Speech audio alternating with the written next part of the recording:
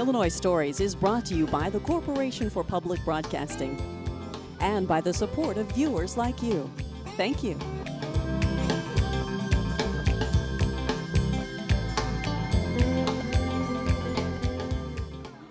Hello, welcome to Illinois Stories. I'm Mark McDonald in Jacksonville at Jacksonville High School, where several hundred people come each July to the River Country Quilt Show. Well, it's more than just a quilt show. You'll see there are hundreds of quilts here, but there's all kinds of activities that go along with it. Appraisals, bed turnings, which you may not know exist. You may not know what a bed turning is, but you're going to find out. And you're also going to see some beautiful, beautiful, beautiful merchandise. Sherry Beck with you. This display area, this is kind of your responsibility, isn't it? Yes, along with a lot of other ladies. It's been a lot of time and effort helping to put this show on. Yeah. How many quilts are in here? Well, I think we have around 130 big quilts, maybe 30 some wall hangings, and then we have a child's category. And I hear the child right now in the background. Well, not that small a child, but we have children's crying. quilts. We have miscellaneous pictures, machine embroidery. We have all different kinds of things. Yeah. It's so colorful. It is colorful. It's just you just got to be real proud of yourself. And like I say, hundreds of people. I heard you get 600 people here at a time. We do. Yeah. We do. People come from all over pretty amazing. all over the Midwest to see these quilts, don't they? I want to draw the audience's attention to this quilt over here. Come with me if you would. Okay. Come on over here. This is special because each year you have what you call, this is the raffle quilt, right? Yes, it is. Okay, so it's the first thing people see when they come in the display area, and it's gorgeous. What's the purpose of this? The purpose of this is each year some members pick fabrics, and we have what is called a challenge block, and we put together kits that people can come in and purchase for $5, and then they put together a block. There are certain criteria they have to follow as for the size, etc. And then they turn the blocks back in, and then one of our members puts it together into a quilt, and then another one of our members is a long arm quilter, and she quilts it for us. And we had this quilt appraised last year, and it's valued at $4,250. Wow. Okay, and this will be auctioned off, This will be people buy raffle tickets. Raffle tickets. And during the show and on Saturday when the show's over, we draw for the winner. And then of course that goes to a charity, right? The money goes to it. We choose a different charity every year.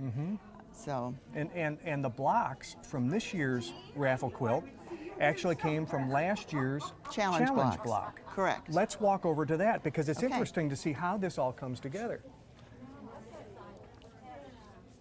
Come on over on this side. Each year we have a theme. This one is summer in river country. And so we tried to pick fabrics that looked summery and things, and then... Did you pick the colors? Or I mean, the colors are very similar in each of the blocks.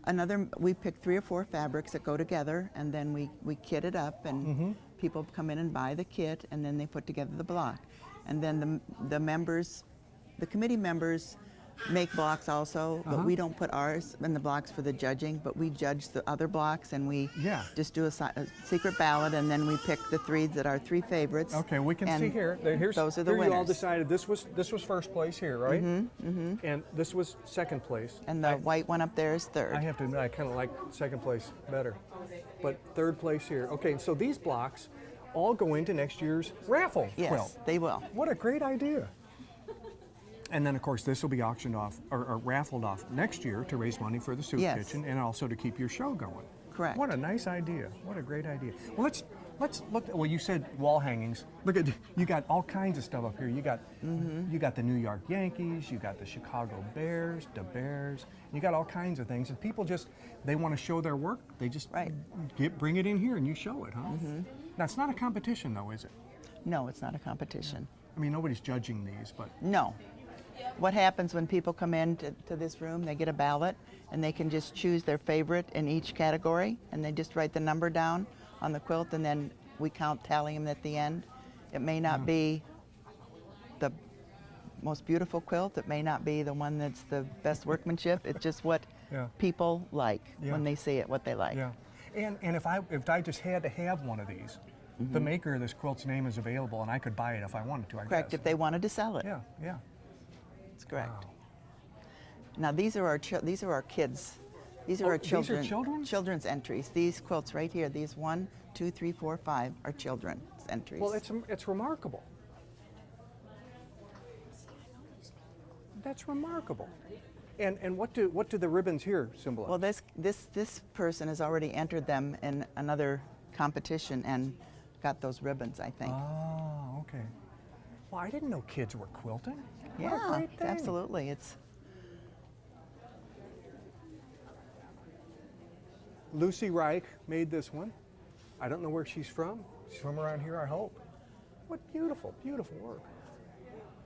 I think you all are going to have your competition cut out for you. I know. And then look down here. This is really a good chance to look down here and see what, and you all, I mean, my goodness, you have a huge crew that hangs these. You've got all this framework set up. Right. That you have to hang these, and this is what your committee does, huh? Yes, this is all. We had one of our members a few years ago. Her husband and brother built this whole setup for our frames, and so we have those and set them up. Takes all day Thursday into the night to set this up. Oh, I'm sure. Of course, you have to store all this stuff too someplace. I guess you can store it at the high school here. Huh? Yeah, we have a place. We don't store it at the high school, but we do have a place. One of our members is connected with a company that has a big warehouse. How many people? How many committee members are there on for Well, I this think show? there may be 12 or 13. Yeah, It's not sponsored by a guild. It's just women that come together Well, that you all do work this. your tails off. We don't do. you? We do. Man. We've done it several years now, so we have it down to You're a getting science better. now. You're getting better at it. We're getting better at it. Thank you, Sherry. You're very welcome. Hallie Bone, one of the activities here at this quilt show is people, if they have quilts at home, they've always wondered, gee, I wonder if that's worth anything.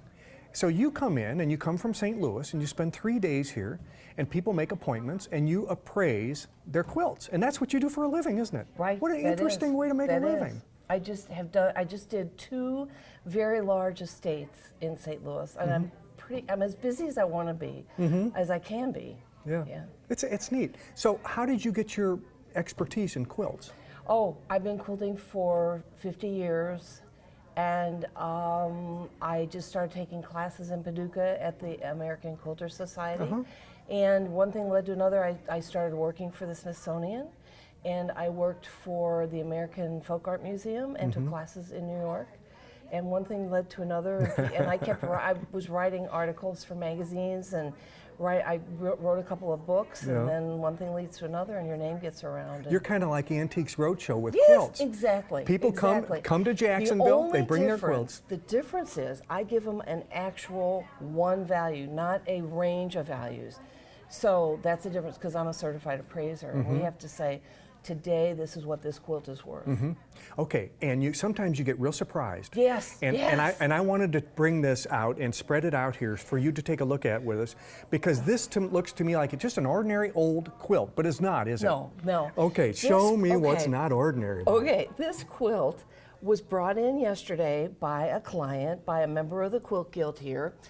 It is a museum quality piece. It's from the 1800s.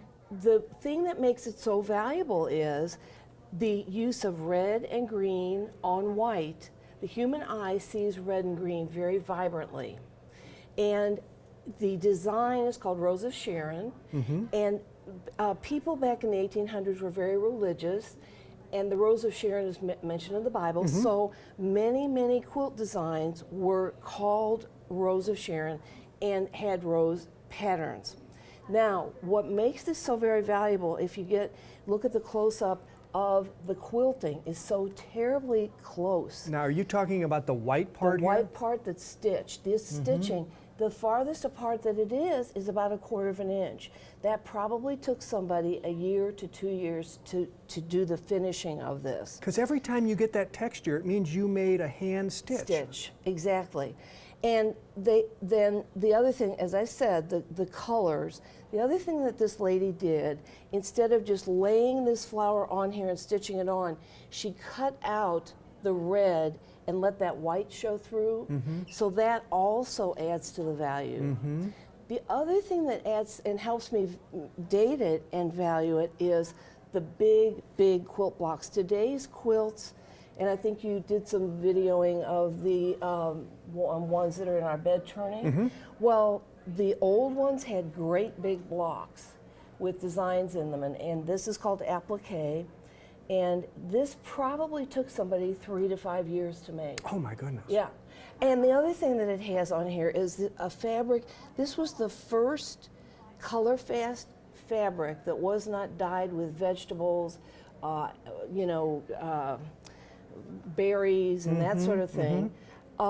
It was made over in India, and it was called turkey red, and they would boil the fabric for maybe a month or 2 months. And we still don't have the formula. We have no idea how they got it to be color fast. So whoever made this was a person of some means, because they had to buy the dye, didn't they? Yes. Okay. Yes. Oh, it is beautiful. And it's in great condition, you say. The other reason why we know she was of some means is because she had enough fabric to do this great big design. This is a big, I mean, when I make a quilt block, I do it 12 inches. This person did it, I believe, if I remember right, 30 inches. So she had to have a lot of fabric to cover that up. Yeah. Okay, now to the nitty gritty. You had to put a value on this, right? I would look at a quilt like this and I'd say, a couple of $100. No, that's not it, is it? Because of the rarity. Okay, there are a couple things that we look at. Condition is very important. The condition on this is excellent. No fading, well, a little fading. I mean, it's faded somewhat, but very little fading. No fraying, no mice. I mean, I also repair quilts, and some of the things that I see, dogs chewing them, discoloring. This is white. You know, the background's white, the green is green, the red's red, and it stayed that way for almost 200 years. Yeah. So what's the value of well, I'm not really supposed to tell, but let's say over $10,000. And it would be acceptable in any museum in the United States. They'd love to get their hands on this and put it in their collection, because it's rare. Yeah. And because they just didn't last. People used them up. They washed them and they disappeared. Thank you very much. Thank you. I'm glad to have you. This is a great quilt show. It's so much fun. Barb Ward, people come here, many of them do, to get quilts appraised. You know, they may have found it in an attic, or it may have been in a box, and they so this has been in the house all this time. I wonder if it's worth anything. Exactly. So they have an appraiser come to the River Country Quilt Show, and people make appointments, and she looks over their quilts and she gives them a value of it. And this happened to you. Yes. In fact, we're looking at your quilt, and you were pleasantly surprised, weren't you? I was actually shocked. What did you learn? I learned that this quilt was worth hundreds, if not thousands of times what I paid for it. It's a very valuable museum quality piece that I owned that I had no clue. Do you mind telling me what the value of it is, according to this appraiser? It's well over $10,000. No kidding. Yes. No kidding. Yes. Yes. And how did you acquire it? When I first moved to Jacksonville, it was in the late 70s. And I went to an estate auction on South Main here in Jacksonville and was looking through. I liked to buy the boxes of stuff. And I saw a box with a quilt on it. And I thought, well, I'll bid on that. And I pretty much had the bid at $10. But then the auctioneer looked at the quilt and said, oh, I think this is hand quilted. So the bid went up to $25. But I got it at this auction for $25. I took it home, cleaned it up, and I've kept it. I put it out a couple times a year, but I've kept it in a cedar chest since then. And last year, when I was at the quilt show and I saw some of the appraisals going on, I thought, well, I've got that old quilt. Maybe she could tell me what the pattern is, maybe she could give me some idea of when it was made, and maybe she could give me some idea of the value. I had no clue, no clue. It was, that was a shocking day. I'll give you $50 for it right now, and you can double your money. That is very generous of you, but I think I will decline. Now that you have it cleaned up and looking beautiful, what do you like best about it? I think from a quilter's point of view, what has drawn me always to this the most is the very fine quilting stitches. They're very close together. It's just exquisite quilting, and I think that's what drew me to it even when I first saw it, when it was dirty and it was in this box. I think that's what I appreciate the most about it, is the very fine stitching. Boy, making that appointment with that appraiser, that paid off, didn't it? Oh my gosh. It certainly did. It certainly did. Sherry, one of the first quilts you see when you walk in here is this mammoth, beautiful, colorful flowered quilt. And you can tell, I mean, even I can tell, somebody that doesn't know anything about quilts knows that a lot of work went into this. Point out some of the finer things for me. Well, each one of these blocks is done with what's called needle turn applique. So each one of these pieces had to be cut out individually and then turned under and hand stitched on. And then then it had to be stitched on the block. And then it had to be it's all hand quilting. So every one of these little rows is hand stitched. And on the, I think that says that they used 325 yards of quilting thread to complete this quilt. Oh my goodness. So, and it's gorgeous. And it's huge too. It is. I mean, 82 inches by 100 Yes. and some inches. I mean, it's huge. Yes, and all the border, it's just Yeah. exquisite. You think this will get some votes Absolutely. at People's Choice, huh? I think that this will get a lot of votes. Oh, it's beautiful. Barbara Salter at the River Country Quilt Show. There may well be hundreds of people will come. Oh, yes. And there may be many of those people who'd never heard of or know what a bed turning is. And you're absolutely right, they don't know. They might think you're turning beds in here. That's right. You're not And flipping beds though, are you? no, we don't, but we do turn quilts. And we have a number of quilts that we will lay out on the bed. We'll talk about the quilts. I try to find stories about the people who made them. Sometimes there are groups involved who have hand quilted the quilts. So we'll talk about the quilt, tell people about the quilt, and then once that part is done, then the girls will turn that quilt over, put it in a stack at the back of the bed, and then return for the next quilt. Reveal the next quilt, Yes. which also has a story. Right, Sometimes, each one. Sometimes it's a story about history. Sometimes it's about how the quilt was made. Sometimes it's about what's symbolized in the Yes. quilt. You never know, do you? That's right. Until you watch. see it. Okay, let's start with quilt number 1 here. And you have arranged these in newest to oldest. Correct. Is that right? The Okay. oldest is always on the bottom. Okay, all right. Tell us about this And quilt. this particular quilt is a group of sampler blocks. It was started in the 1930s and it was tucked away. And then finally one day the new owner came across it and has now finished it into a quilt. It originally was just a bunch of blocks that she found. And then she added all the little squares here and those 2 rows over Okay, there to so put it this- all together. This border of little squares here, and in the middle there, Yes. that border, and on the end And the too. far side. And that's how she put it together. Yes. It's beautiful. It is. It's just a variety of blocks. She thought maybe a bunch of friends had gotten together and each one did a block and grandma may have saved it kind of thing. And so then she put all the blocks together. And this is what you find lots of times. We'll find older quilts where you have either blocks or tops only. And someone finds it and they cherish quilts and so they finish the quilt. They'll put it together, or sometimes it's already together, and then they will put in the batting in the middle, the little soft stuff that helps keep the warmth, as well as a backing for it. Find appropriate fabric for Fascinating. the back. Okay, can we turn? Yes? Okay, here's why it's called a bed turning. Yes. Okay. You've got some good friends here too who help you Yes, do I this. do.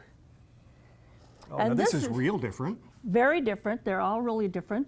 This is a bow tie pattern if you look at it. It has a number of colorways for the most part that go across the quilt. You'll often see kind of pinks in one row, maybe blues in another row. And this is all signatures of people who were involved in some making way the quilt. in the quilt. Well, we're not always sure whether or not they made it. And there's a few blocks. There's one here. Yeah, keep your hand on that for us. so we see- Okay. Okay, one there. It's over here, it's 1933. So these blocks were all done in 1933. Okay, all right. Okay, fascinating. So everybody pitched in on that Yes. one, we think. And actually, it came from Wisconsin in the beginning. When all those signatures were put on there, they were in Wisconsin. Ooh, this is colorful. And this one is very colorful, and it is a grandmother's flower garden. It's also from the 1930s. And if you look really, really closely in here, you'll often see individual flowers in each of the little hexagons that make up the flower. So there's a real nice one right over here with She the has her red and finger blue. on, uh-huh. And you'll see others where that's called fussy cutting. You cut it in such a way that the design stays in the middle of whatever you cut. Like you can see one down here. Are you talking about this one pink, here? yes. Oh, look at all see that. how Look at the all that work. yes. Oh my goodness. This Fussy is cutting, another I love one, that. and this was all hand pieced and hand quilted. And you're talking about this brown one Yes. right here. Hand pieced. Because and you hand have to be quilted. very cautious.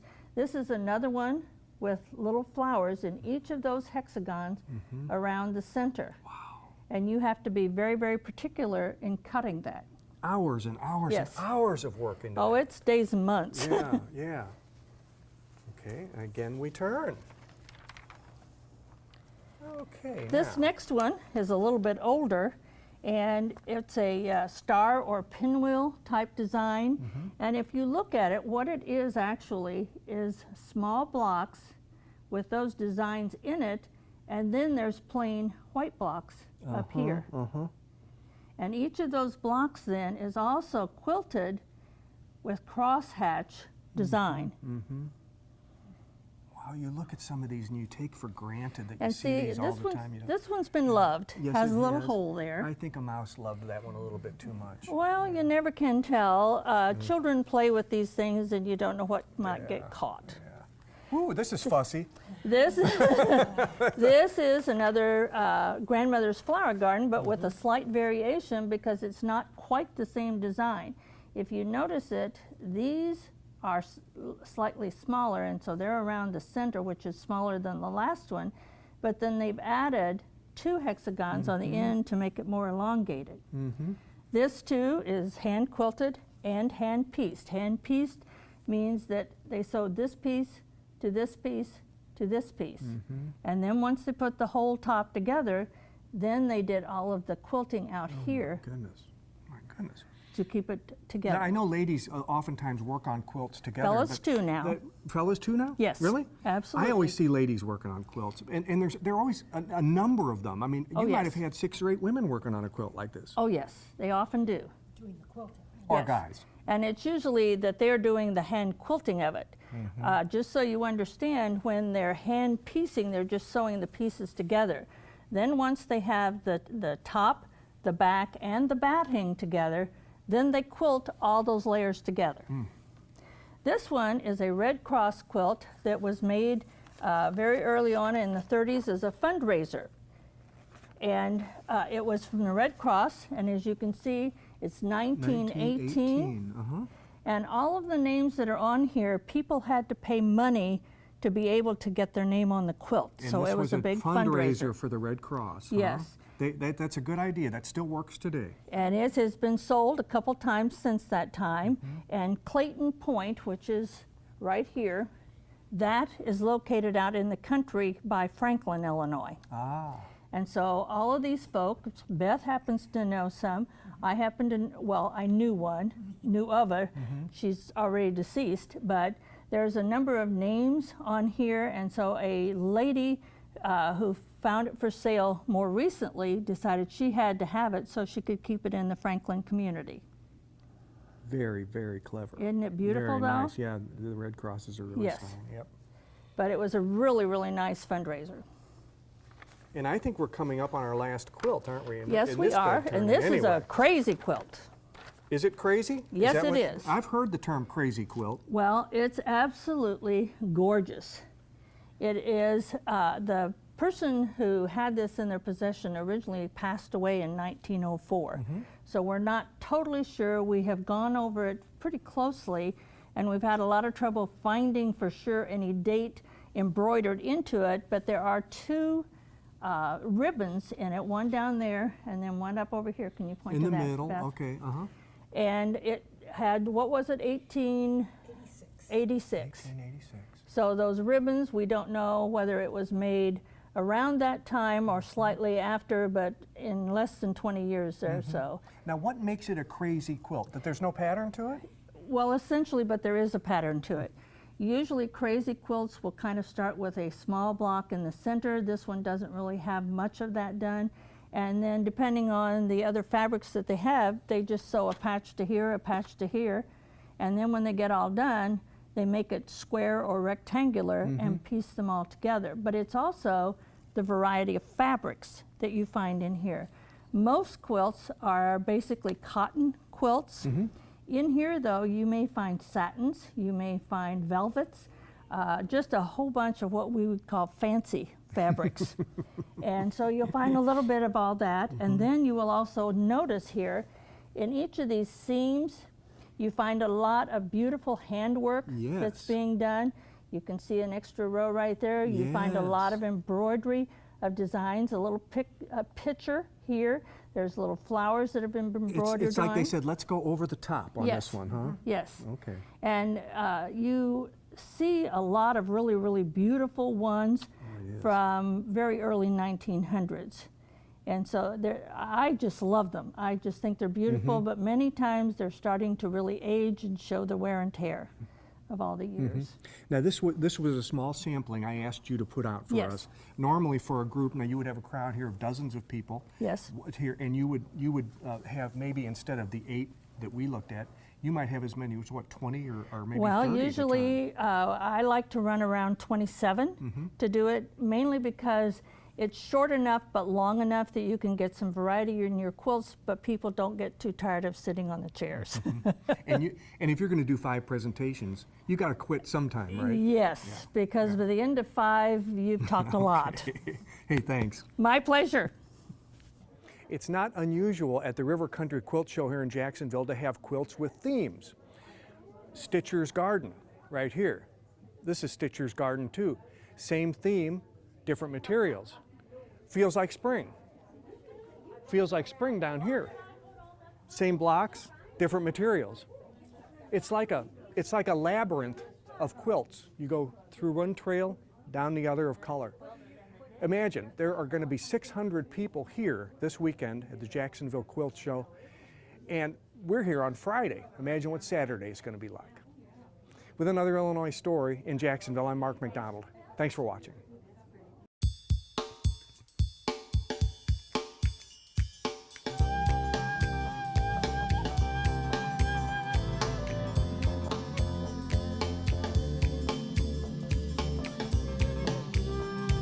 Illinois Stories is brought to you by the Corporation for Public Broadcasting and by the support of viewers like you.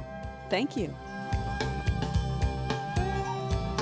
For a DVD copy of the program you've just seen, send $19.95 to Network Knowledge, P.O. Box 6248, Springfield, Illinois 62708. Be sure to include the program name, subject, and when the program aired. You can also order with your credit card by calling 800-232-3605.